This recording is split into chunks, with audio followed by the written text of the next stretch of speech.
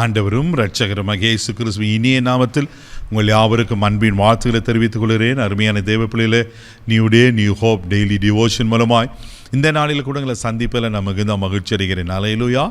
இன்றைக்கு கூட கர்த்தர் நமக்கு கொடுக்கிற வார்த்தை என்ன? நீதிமொழிகள் புஸ்தகம் 18ஆம் அதிகாரம் 10வது வசனத்தை கூட நம்ம வாசிக்க கேட்போம். கர்த்தரின் நாமம் பலத்த துருகம், நீதிமான் அதற்குள் ஓடி சுகமாயிருப்பான். அல்லேலூயா. கர்த்தரின் நாமம் பலத்த துருகமா, நீதிமான் அதுக்குள்ள ஓடி சுகமாக இருப்பான்னு சொல்லப்பட்டிருக்கு. தெய்வ பிள்ளையில அவர் நாமம், அந்த நாமத்தை விவரிக்கவே முடியாது. அந்த நாமங்கள் பல நாமங்கள் இருக்கிறது நாம் அறிந்திருக்கிறோம்.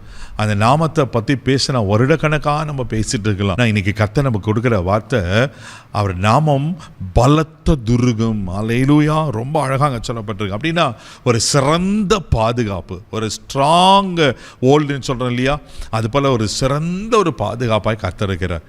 அவர் துருகமாக இருக்கிறார், பலத்த துருகமா. ஆமேன்.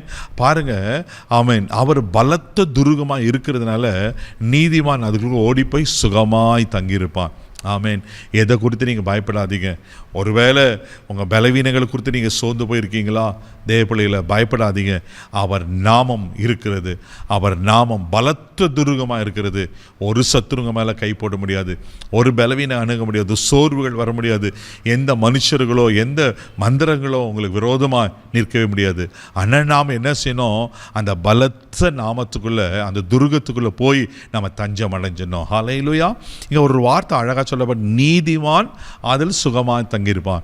அப்போ நம்ம நீதியுள்ள வாழ்க்கையை, பரிசுத்தமுள்ள வாழ்க்கையை, ஆண்டவர் எதிர்பார்க்கிற அந்த வாழ்க்கையை, நம்ம நீதியுள்ள வாழ்க்கையை வாழும்போது நிச்சயமாய் ஆமேன், நம்ம பக்கத்தில் 1000 பேரும், நம்ம வலது பக்கத்தில் 10000 பேர் விழுந்தாலும் அது உங்களை அணுகாதுன்னு சொல்ல போல அப்படியே கர்த்தர் பாதுகாக்க உண்மையில் வருகிறார். ஹல்லேலூயா. வேதத்தில் வாசிக்கிற சங்கீதத்தின் புஸ்தகம் 61ஆம் சங்கீதம் 3வது வசனம் கூட வாசிப்பீங்கன்னா இப்படியா சொல்லப்பட்டிருக்கு. வாசிக்க கேட்போம். நீர் எனக்கு அடைக்கலமும் சத்துருவுக்கு எதிரான பலத்த துருகமாய் இருந்தீர். தாவீதுக்கு விரோதமாக எத்தனை சத்துருக்கள். ஆமேன். அதனால தான் தாவீது பாருங்க, பல சத்துருக்கள் சூழ்கிற நேரத்திலலாம் கர்த்தர் அவர் பற்றி கொண்டார், ஆண்டவரை அவர் அண்டி கொண்டார். தேவ பிள்ளையில அதனால தான் எல்லா சத்துருக்கும் கைக்கு அவர் விலக்கி மீட்டு கொண்டதை நான் பார்க்கிறோம். அதனால தான் தாவீது சொல்வார், சத்துருக்களுக்கு முன்பாக நீருக்கு ஒரு பந்தியை ஆயத்தப்படுத்தி என் தலை எண்ணெயால் அபிஷேகம் பண்ணினீர் என்று. தேவ பிள்ளைகளை சோர்ந்து போகாதீங்க. அவர் உங்களுக்கு பலத்த துருகமாக இருக்கிறார். உங்கள் எத்தனை விரோதமாக சத்துருக்கள் எழும்பினாலும் அவர் ஆமேன் உங்களை பாதுகாத்து வழி நடத்த உண்மையில் இருக்கிறார். அதே சங்கீதத்தின் புஸ்தகம் 140ஆம் சங்கீதம் 13வது வசனம் கூட வாசிப்பீங்கன்னா இப்படியா சொல்லப்பட்டிருக்கு. வாசிக்க கேட்போம். நீதிமான்கள் உமது நாமத்தை துதிப்பார்கள், செம்மையானவர்கள் உமது சமூகத்தில் வாசம் பண்ணுவார்கள். பாருங்க, அந்த நாமத்தில் நம்ம பாதுகாப்பா, அந்த நாம நமக்கு துருகமா அடைக்கலமா இருக்கணும்னா நாம் நீதிமானா இருக்கணும்னு பார்த்தோம். நீதிமான்கள் அவர் நாமத்தை துதிப்பார்களாம். நாம் நீதிமானார் மாத்திரமில்லை, அவரை பாடி துதித்து ஆராதிக்கும் போது நிச்சயமா ஆமேன் அந்த நாமத்துக்குள்ளே நம்ம மகிழ்ச்சியாக இருப்போம். அவரே நம்மளுக்கு துருகமாய் கேடகமாய் அடைக்கலமாய் இருப்பார். இந்த ஜனத்தை எனக்கென்று ஏற்படுத்தினேன், இவர்களின் துதியை சொல்லி வருவார்கள் தான் வசனம் சொல்லுகிறது. ஏசாயா 43:21 வாசிக்கிறல்லவா. தேவப்பிள்ளையில் நம்ம நீதிமானா இருக்கும்போது அந்த நாமத்துக்குள்ள நம்ம பாதுகாப்பாக இருப்போம், அந்த நாமத்தை துதிக்கிறலா இருப்போம். அவர் நிச்சயமாக உங்களை சுகமாய் தங்கியிருக்க பண்ணுவார். ஒரு தீங்கும் உங்களை தொட முடியாது. கண்களை மூடி நம்ம ஜெபிக்கலாம். அன்பு தகப்பனே, உமக்கு நன்றி சொல்லி உங்க துதிக்கிறோம். உம்மை ஸ்தோத்திரம் ஆண்டவரே.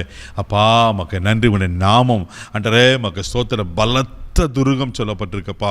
நீதிமான் அதற்குள்ள சுகமாய் தங்கியிருப்பான்னு சொன்ன போல ஆண்டவரே உங்கள் நாமத்துக்கு நன்றி சொல்லுகிறான்ப்பா. நீங்கள் தான் எங்களுக்கு பாதுகாப்பு. ஆண்டவரே உமக்கு ஸ்தோத்திரம். சத்துருக்களுக்கு எதிராக நிற்கிற துருகமாக இருக்கிறபடியா ஸ்தோத்திரம்.